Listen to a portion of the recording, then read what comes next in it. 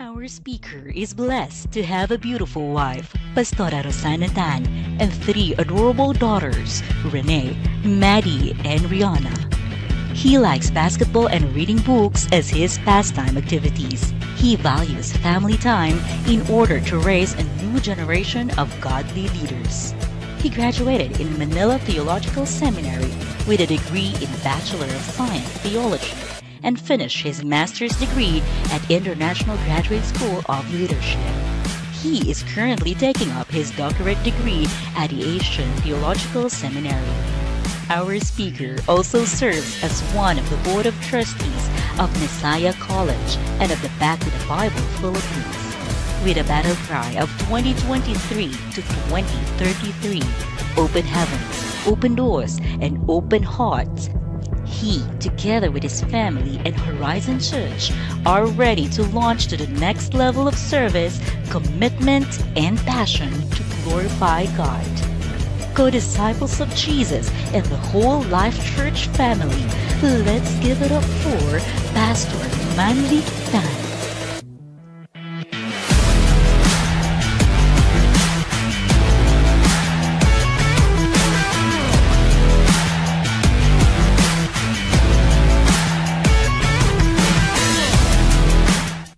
You may be seated po ah. Wow, isa pong karangalan to be here with you. Sa totoo po, nandito po tayo. Sa totoo to sit at the feet of Pastor Ancho and Pastor Ruth. Pero nung inas po tayo ni Pastor Ancho na mag-speak, inisip po natin, wala naman din coincidence sa Panginoon. So we trust na may word ang Lord para po sa inyo. Amen po ba tayo? Okay, so sino po handa sa salita ng Diyos sa gabing ito? Okay, so let me share quickly. Tingnan natin kung aabot po yung ano natin yung clicker natin dito hanggang sa dulo. Okay, kung wala, I'll just tapos tignan natin. Huwag muna tayo mag-give up. Sabi ni Pastor Ancho, di ba? Mag-persevere. Sige. Maabot po ba? Kung hindi, sunod na lang siguro yung I want to share a passage and tignan na lang po ninyo yung screen. Susundan na lang po ng ating multimedia. The passage I want to share is a familiar one, Isaiah chapter 40. Let me read for you. Ayan, lumabas na po siya. Wala pa rin Okay. Yeah, pero ibig sabihin hindi na siguro maabot. So that's okay, So sabi po rito, even youth shall faint and be weary, and young men shall fall exhausted. But they who wait upon the Lord shall renew their strength. They shall mount up with wings like eagles. They shall run and not be weary.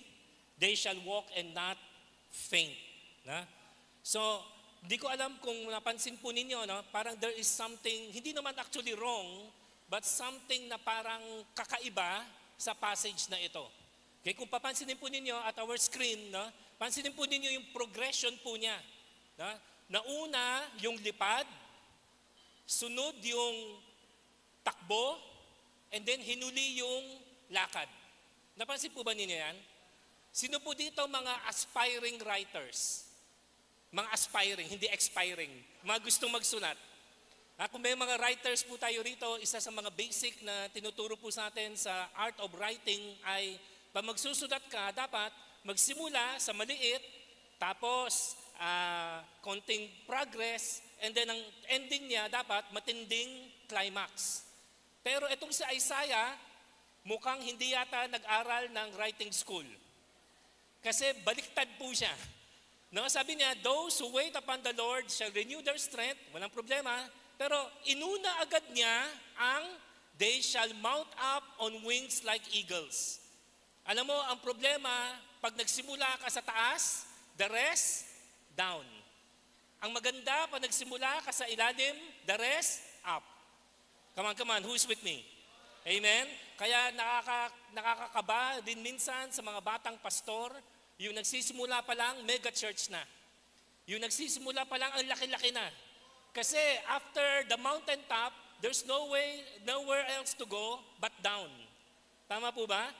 Pero kung nagsimula ka sa ilalim, kanina pinapanood ko rin po yung video ninyo, nagsimula sila Kuya Ancho natin, sila Ate Lut natin, nagsimula, 20 ba yun, 40, maliit lang. hanggang lumaki po siya ng lumaki. Okay po yun, no? Kasi tamang growth eh. Ito si Isaiah, sinimulan agad niya sa paglipad. So pagkatapos ng lipad, ano na? Eh di tumakbo. Nung tapos na tumakbo, ano po ang naging ending niya? Lumakad. Hindi po ba ang dapat na progression niya ganito? Di ba dapat? Kung ako po ang magsusulat ng Bible, ito po ang pagkasulat ko. No? Those who wait upon the Lord shall renew their strength. Okay? No problem. They will walk and not be weary. They will run and not be faint. And they shall fly on wings like the eagle. Tama po ba? Magsimula muna sa lakad, tapos takbo, tapos lipad. Tama po ba? So ito po yung tanong. Bakit po sinimulan ni Isaiah na tayo daw po na nire-renew ng Panginoon, oras na nire-renew tayo, lipad agad.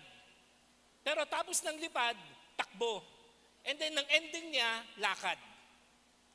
No? Medyo baliktad po ang pag-iisip nitong si Isaiah. By the way, good news po. Sino po dito sa Life Church, baliktad po ang isip? Come on, kung ang katabi po ninyo baliktad ang isip, come on, pakisabi po sa kanya, may pag-asa ka pa, bebe. Amen? Di ba? Si Isaiah parang baliktad eh. Parang, Isaiah, ba't mo inuna mo yung paglipad? Tapos sinunod mo yung pagtakbo. Tapos hinuli mo yung paglakad. Buti wala nang pangapat. Kasi baka yung pangapat, wala na, gumagapang na lang po yan. Tama? Pero, yan po ang pero inspired by the Holy Spirit, yan po ang sinulat ni Isaiah, sabi niya, hindi. No? Ang taong nire-renew ng Panginoon, nagsisimula, lumipad. Pero habang tumatagal, siya ay tatakbo. Pero ang pinaka-ending niya, siya ay maglalakad. Bakit po kaya? Okay? Actually, chinek ko po to sa mga commentary. Nandito po ang, nag-aaral po ako ngayon sa ATS, kung saan president po natin si Dr. Melgo. So magpapa-impress ako ng konti. Kasi magti-thesis po ako, baka isa po siya sa mga ng ating thesis. No? So, Dr. Mel, chinek ko po sa commentary, walang sinasabi ang mga commentary. Okay? Walang sinasabi. Ha? So, ang nangyari, ako na lang po ang nag-invento. Okay lang ba? So, ang tingin ko, bakit po kaya gano'n? No? Ang hula ko po, okay, ayaw pa rin po no? Ang hula ko po ay, tingin ko, ang tinuturo po sa atin ng passage na ito ay ganito. Ang paglipad, nangyayari yan sa Christian life, no? So, sunod na lang po ninyo, no? Ang paglipad, nangyayari po yan sa Christian life, pero hindi po siya ang norm. Okay? So ito na po, no? Naniniwala po ba kayo ang paglipad ay bihira?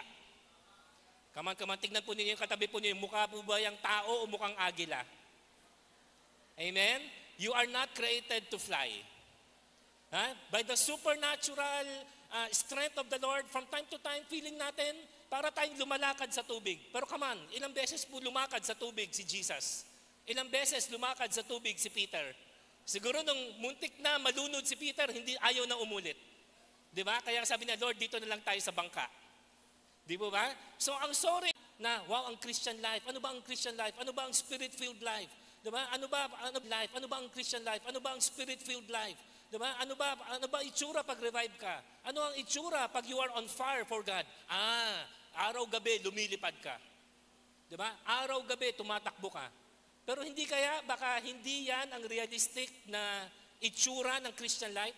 Hindi kaya marami po sa atin, paminsan-minsan, na-discourage. Bakit may mga Christian, ang Life Church, 41 years na, pero siguro, no, at kinalulungkot natin to, if you were to look back, may ilang mga kasabayan po tayo sa Life Church, no? Siguro sabay kayo nag-life class, sabay kayo na born again, sabay kayo nag-grow, pero ngayon wala na po sila. Bakit po kaya? Hindi po kaya baka ang expectation nila, ang Christian life ay parang agila. No? Ang na-expect nila, ang Christian life ay puro lipad. Na-expect nila ang Christian life, puro takbo. Pero hindi, sabi ni Isaiah, oo, totoo. No? Pag ni-revive ka ng Lord, sa simula, parang you can do no wrong. Di po ba? Yung parang araw-araw, paggising mo pa lang, on fire ka na. Paggising mo, ang unang hinahanap mo, Bible. Di ba? Yung parang 5 minutes lang kayo hindi nag-uusap ni Lord. Di ba? Parang namimiss mo na agad siya. Di ba? Amen? Pero may mga times na paggising mo, wala kang naramdaman. Backslide ka na ba? Emotions po ba yan? Feelings po ba yan? No? Or hindi kaya may mga times na sinasabi sa atin ng Lord, anak, welcome to the normal Christian life. Ang normal Christian life ay hindi yung spectacular, doon naniniwala po tayo, God can do the spectacular. Ang normal na Christian life ay hindi po araw-araw miracle, doon naniniwala po tayo sa miracle, kundi para po sa atin ganito, gusto niyo tumagal? Kung hindi pa babalik si Lord, gusto niyo po bang tumagal pa ang Life Church ng another 42 years? Amen? Ano po ang susi? Pakisabi po sa katabi, lumakad ka, bebe. It's in your walking.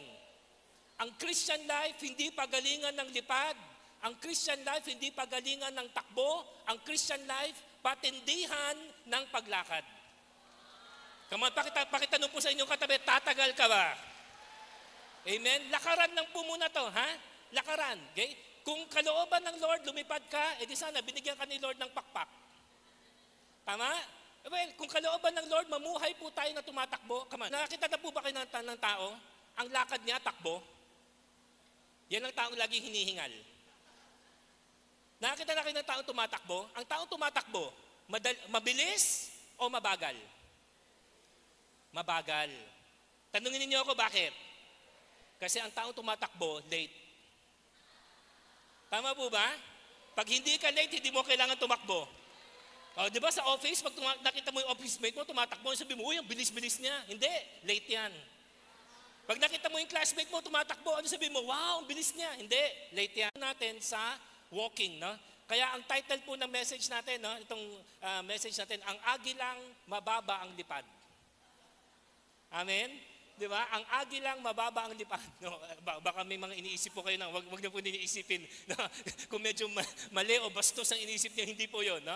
Pero ibig sabihin, God has given you supernaturally from time to time the ability to fly, the ability to soar, but more often than not, ang gusto ng Lord, fellowship.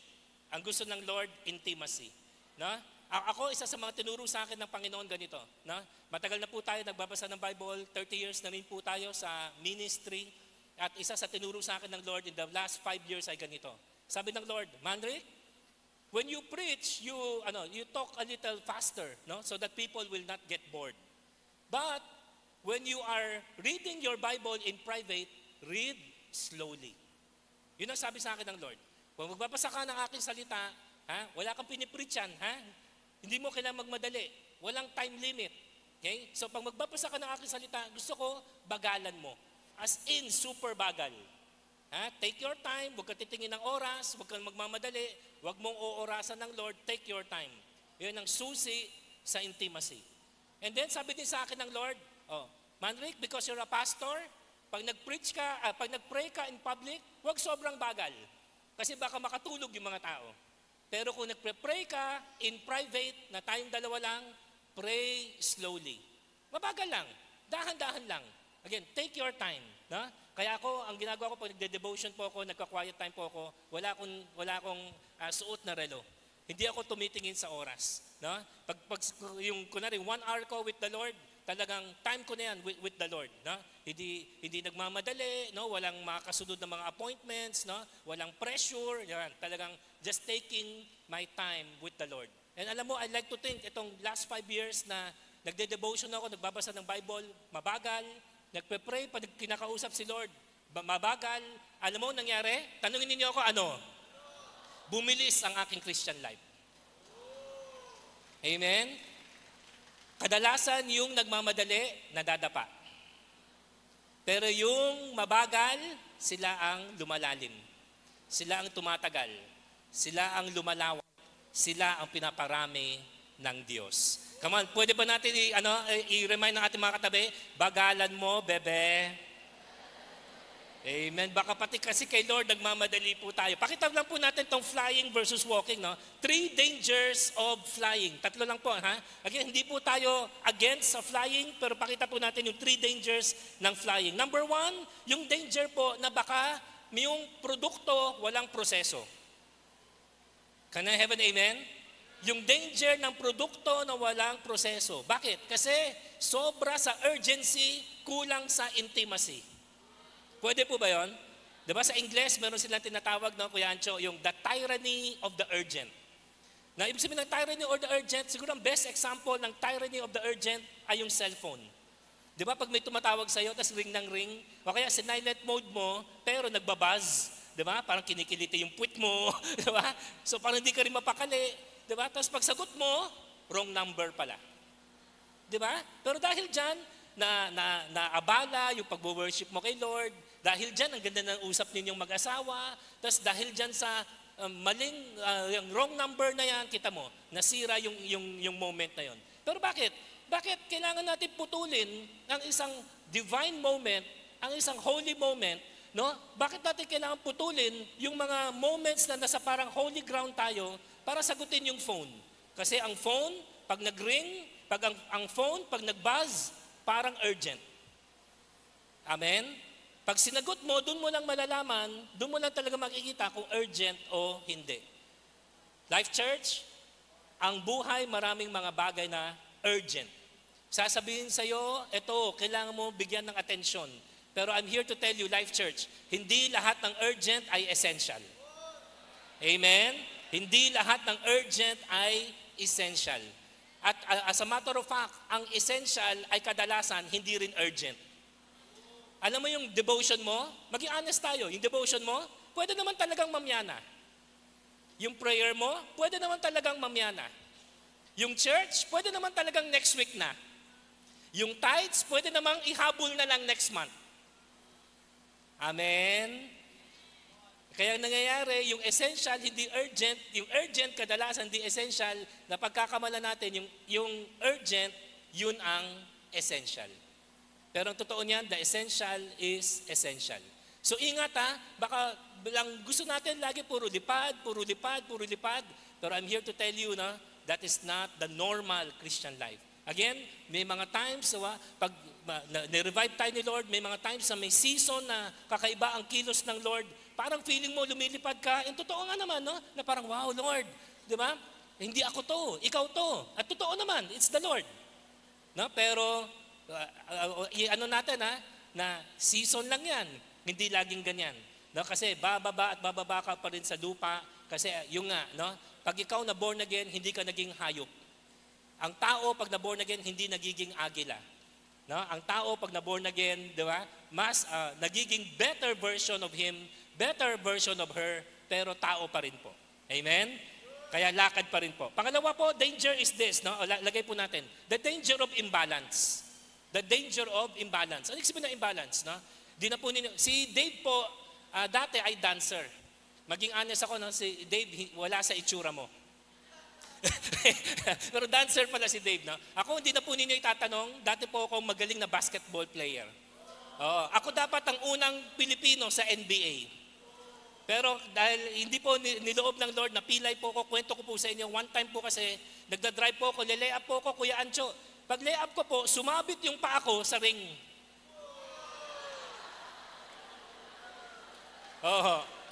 At sabi ng Lord, yan, puro ka kasi kayabangan. Yan, bumagsak po ko, torn ACL, tapos nagpa-doktor po ko, sabi ng doktor, professional player ka ba? Sabi ko, hindi po, pastor po ko. Sabi niya, kasi kung professional player ka, kailangan mo magpa-opera. Okay? Hindi ka na pwede maglaro. Well, unless magpapa-opera ka. Pero kung hindi ka naman professional player, huwag ka na magpa-opera. Nung time na yon, medyo kulang po sa time. Lagi sabi ni Kuya Anjo, kulang po sa time. Alam na siguro ninyo ano yun, no? Medyo kulang po sa budget. Sabi ko, sige, hindi na lang po. So natigil po yung aking paglalaro ng basketball. No? Nung 1980s, kamasino po dito mga 80s na mga babies? 80s. Ha? Nanonood kayo ng basketball, siguro ang pinakasikat na figure nung 1980s si Robert Jaworski. No? Sa kanya actually nanggaling yung Ginebra Never Say Die. No? Sa totoo, nakikinabang pa rin ang Ginebra ngayon dahil sa Jaworski nung 1980s at nung 1990s.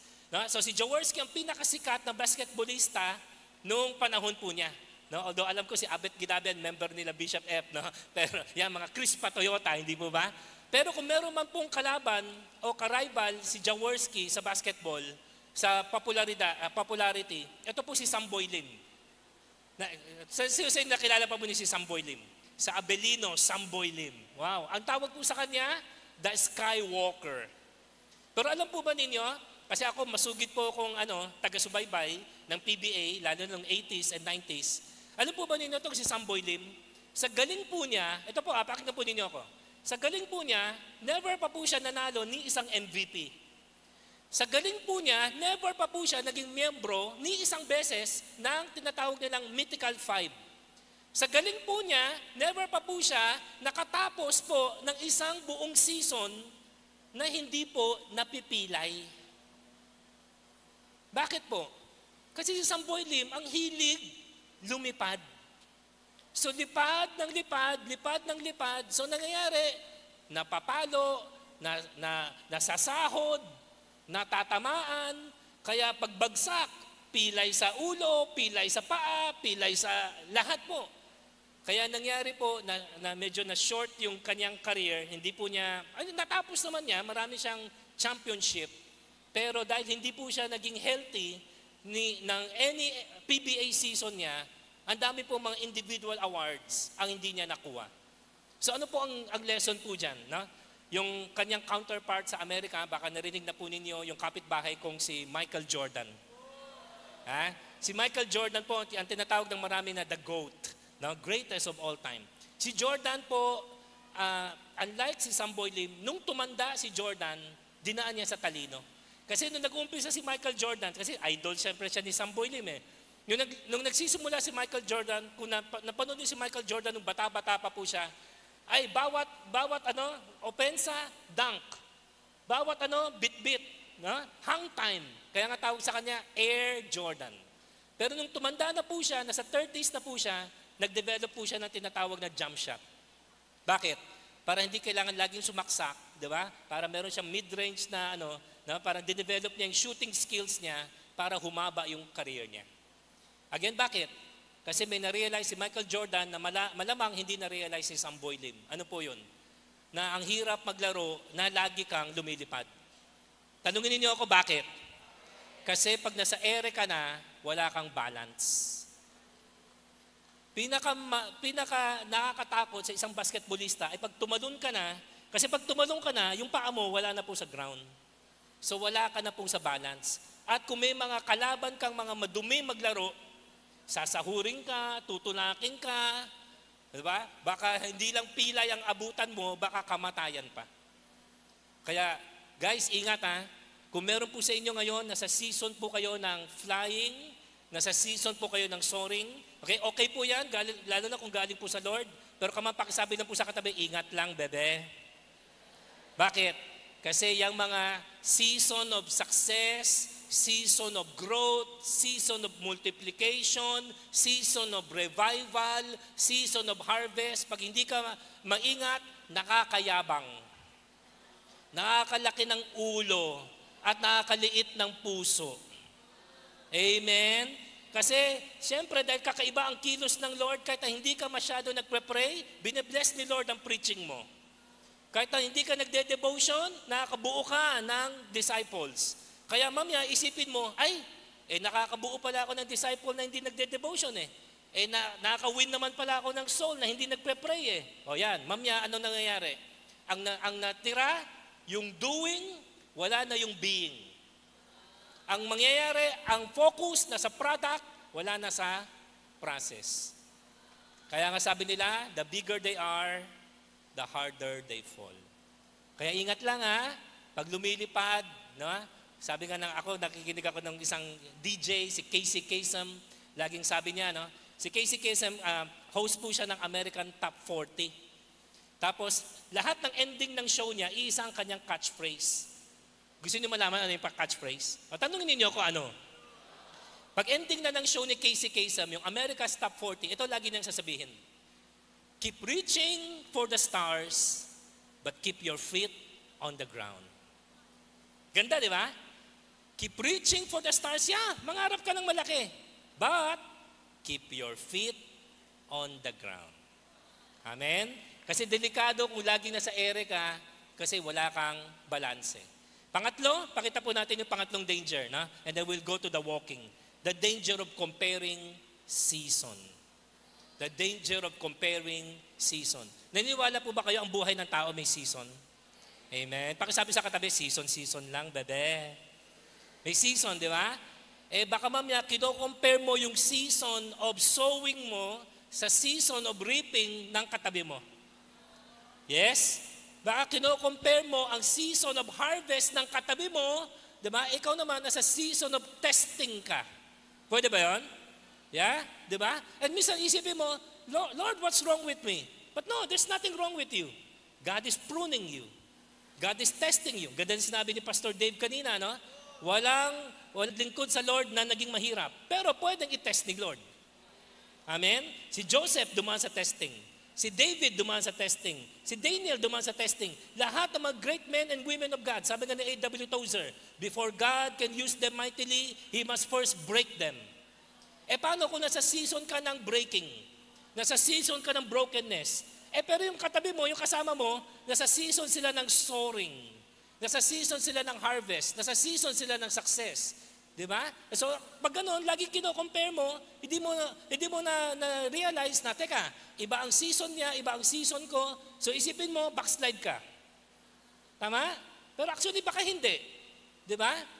Baka nga, you are actually following the will of God. No? Baka nga, during that very time, yung ka pinaka-close kay God. Kaya nga, ang hirap, delikado po tumingin sa circumstances, delikado tumingin sa ating surroundings at yan ang gawin nating basehan ng success. Come on, amen po ba tayo dyan? Para sa akin, ang success ganito. It's doing what God wants you to do while becoming the person God wants you to be. Amen? Ginagawa mo yung pinapagawa sa'yo ng Lord. Huwag mo gawin yung hindi pinapagawa sa'yo ng Lord, ha? Pero habang ginagawa mo ang pinapagawa sa'yo ng Lord, make sure you are becoming the person that God wants you to be. Amen? Okay.